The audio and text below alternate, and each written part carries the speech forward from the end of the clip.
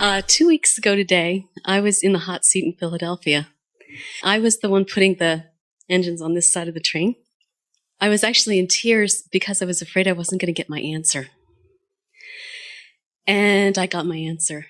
And the rest of the seminar was directed exactly at me. And I listen to you all the time, so I'm hearing you differently now. And I'm hearing new words that aren't new, but they're new. Like intent and focus and deliberate and thought. Aren't those good feeling words? They are. Because deliberate means not an engine this way and an engine this way, just one this way. Focused, not an engine this way and an engine this way, just an engine this way. It's something that you can do easily. It's easy. And the more momentum that you allow, the easier it gets too. Because universal forces are with you and so's your inner being. Instant manifestations. I've never had the experience of thinking a thought and having it literally show up immediately. Well, when you think thoughts that you haven't practiced resistant thoughts about, that's why we say start with something easy. When you start with your issue, where you've already got all those engines piled up in opposition, then it takes a little while for you to turn your attention from some of the contradictory thoughts in order to allow your desires to dominate. But when you start with something that you haven't given a lot of thought to, and you just ponder it, then you can receive an instant manifestation. And sometimes that instant manifestation is just another thought, and then another thought, and then another thought, and then another thought, and then the thoughts do begin to turn to things and people and conversations and experiences and piles of money and stuff. Yeah. There have been things I've been thinking about for a long time, though, too. I've wanted to go to Provence for years. And it's always been like, oh, well, one day I'll go. One day I'll go. Oh, it'd be so fun to go. One day I'll go, but not right now.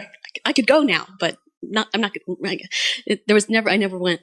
And the other night I was laying in my bed. I'd just gotten to San Antonio and had a good day. Laying in my bed, and I'm thinking, gosh, it would be so fun. I wonder where Abraham and Esther will go for their next cruise. It would be so cool if it were Provence. Because I've always wanted to go to Provence with it, it would be great to go with Abraham because you always pick such wonderful venues. And then yesterday I opened up the email with the announcement of the new cruise. So I can't wait to join you in September. Thank you. The other day, a woman was telling us that she wanted to come to one of these gatherings, and she couldn't figure out how she was going to get here. And a friend of hers said, well, I'm going, and I can get you a standby ticket. She worked for an airline. So she arranged a standby ticket for this friend of hers to fly from another city, different than she was flying from, and they were both going to go to Chicago. And so she got to the airport with her standby ticket, and her friend had pre-paved it for her in a way that she was able to go right through the TSA clearing with great ease. And when she got to the gate, she was not allowed on the flight. The flight was full, so she couldn't get on. And then the next flight came and left, and she couldn't get on that either. But she didn't feel discouraged. She still felt optimistic, and she called her friend and said, well, I didn't get on the first 2 flights. What do you think I should do? And her friend was just boarding her flight. And her friend said, well, maybe you could fly to another city and there might be more standby seats open from that city into Chicago. And so this girl went to the service center and she said, I was wondering if I maybe could get on a standby flight to New York, and then maybe from there I could get to where I really want to be. And the woman who was helping her behind the counter said, well, where is it you're wanting to go? And she said, I want to go to Chicago. And the woman said, well, I've got a plane leaving. Let me see if I can get you on it. Yes, I can get you on it. So this woman went down to board her flight, and she was the only passenger on the flight. They were moving an aircraft to another place, and it had all the crew and all the flight attendants were all on it. She said she sat there, and the flight attendant stood in front of her and did the safety announcement. And then the pilot, the captain, came on the plane, and he said, ma'am. So she accomplished a private jet because She knew what she wanted. She stayed open up to possibilities about it. And she had already progressed enough in the thoughts turning to things that her friend had already been engaged and her friend had already opened some doors. In other words, the better it gets, the better it gets. In the same seminar, another woman said, again, she wanted to come to the gathering, didn't know how she was going to afford it. She didn't have the money, but she wanted to go. So in the train analogy, she wanted to go and couldn't afford it. But this wasn't what she was doing. She wanted to go, felt that something would happen. It'll probably unfold. It'll be all right. Things are always working out for me. She wasn't doing the contradictory conversation with herself. And then she and another friend, a friend who had introduced her to us, who had talked to her about law of attraction, they're taking a walk a few days before the event. And they're walking in the woods, and this woman looks and she sees something sort of shining under a leaf, and she reaches for it, and it's a great big diamond earring that can't possibly be real because it is very large.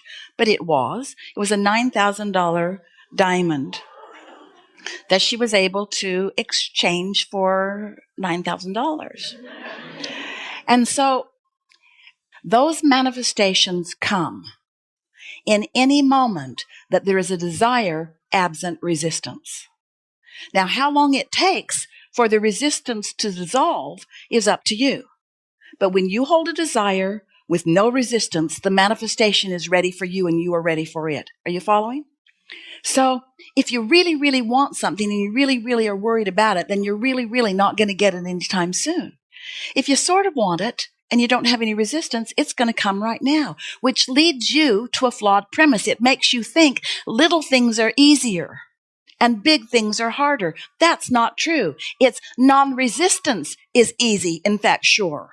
While resistance is harder, in fact, probably not going to come as long as you've got the resistance going. So you have to figure out what subjects you have resistance about and what subjects you don't. And if you want to know, then notice how it's manifesting in your experience. And also notice how you feel about those things. The better you feel about more things, the less resistance you have about those things. And the less resistance you have, then the more you're in the receiving mode. And yes, you're going to move to what you want to call instant manifestation, but we don't want to call it instant manifestation because it isn't instant. You were born with a lot of energy. That wasn't instant. It took you 9 months in your mother's stomach to become. That wasn't instant. You were born into an environment where you couldn't talk for a while. That wasn't instant. You sifted and sorted. You put a whole bunch into the vortex. That wasn't instant. But the important thing to know is it's all done now. So you might as well call it instant. You might as well say, I'm ready for everything that I want to come into fruition because it's already all there. It's all gathered and all the cooperative components are there. And all I got to do is chill out. All I got to do is be in a moment where I'm not offering contradictory vibration to what's in my vortex that I want. That's all you got to do. Now, whatever game you play with yourself, whatever you got to do to keep yourself from focusing on what you don't want, that's what you've got to do. We think that it is helpful for you to understand how the laws of the universe work. We think it's helpful to understand law of attraction. We think it's helpful to understand that you get what you think about, whether you want it or not. We think it's helpful to begin noticing the correlation between how you were feeling about that and how it manifested. Not just whether it manifested, whether you allowed it to manifest, but how quickly it manifested. In other words, you can get a handle on this. You can adjust your vibrational frequency on every subject that is important to you. You can, and you can do it quickly. And think about it. If you say, I want $1 million and I want it fast, and the idea of jumping right into some action where that will happen, like a lottery ticket or whatever it is that you might be thinking about that would bring you $1 million instantly. Think about how much resistance you have to that because those things just don't happen commonly. But think about how uncommon it is to find a $9,000 diamond in the bushes too. Think about how unusual it is to be the only one on an airplane going to a city. The universe can accommodate you in extraordinary ways when there is an absence of the stuff going on within you that blocks it.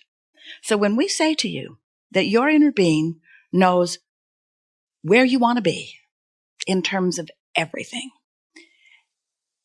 and knows where you stand in terms of what you're allowing to manifest in relationship to where you want to be, and knows the perfect path of least resistance to call you from where you are to where you want to be.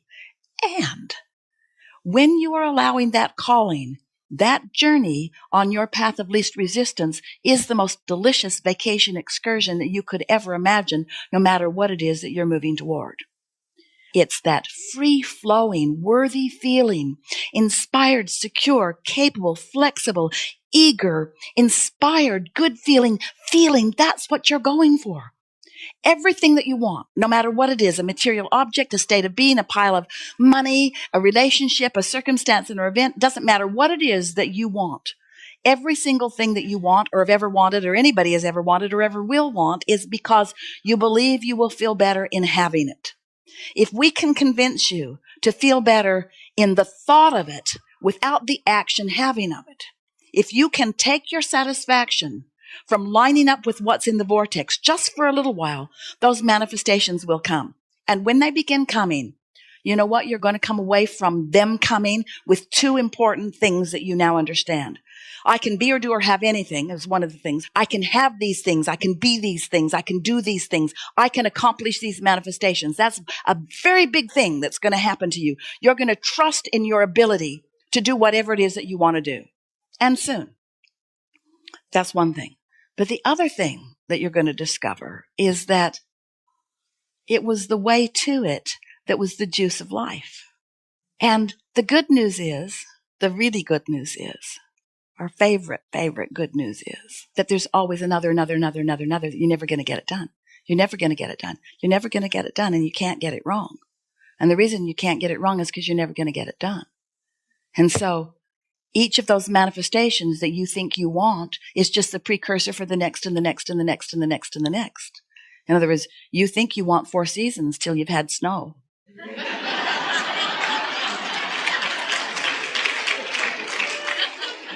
And then you want really short winter season, really, really short. One day, like a day of winter. Maybe I could just fly in somewhere.